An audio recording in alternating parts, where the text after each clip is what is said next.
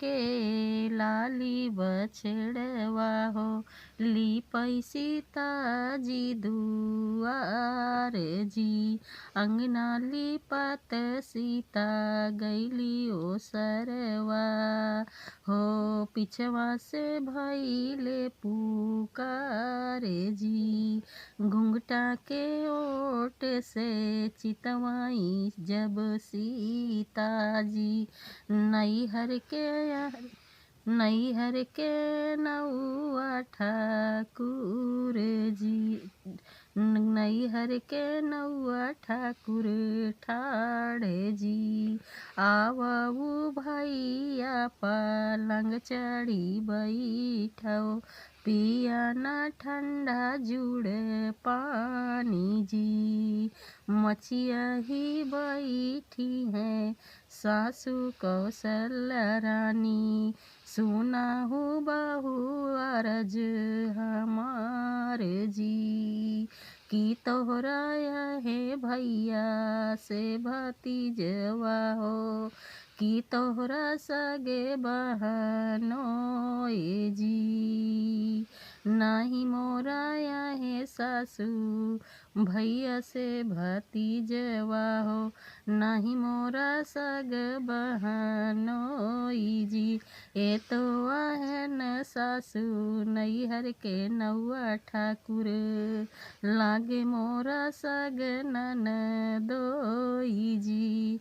इतनी बचन सुनी माता कौशल्या रानी, धाई के रामा लगे जाई जी, धाई के रामा लगे जाई जी।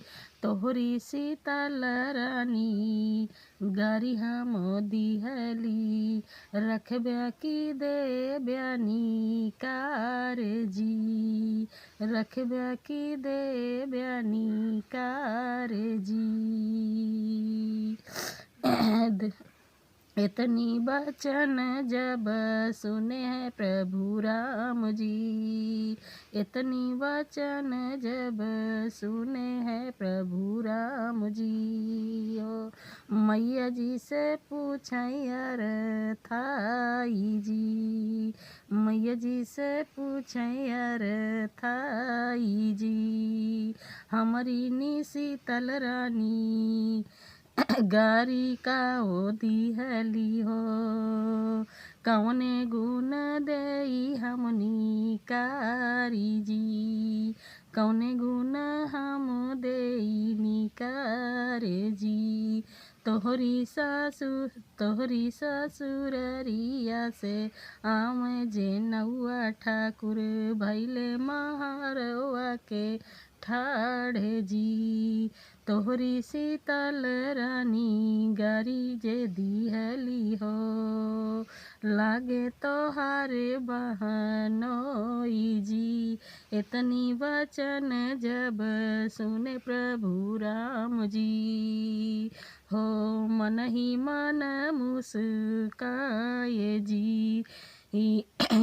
छोटी मोटी बतिया मैया मन न लगावो, नहीं रखो दिलवा में बात जी, नहीं रखो मनवा में बात जी, नहीं रखो मनवा में बात जी। जौने नी सीता के घरे पर, जौने ने सीता के परछे घरी लायु हो, वही यही बहुआ तो हारे जी। जौने नी सीता के हम सेनुरा लगाए हो, कैसे के देबै हमनी कारी जी। जौने ने सीता के सेनुरा हम लगाए हो, कैसे के देबै हमनी कारी जी।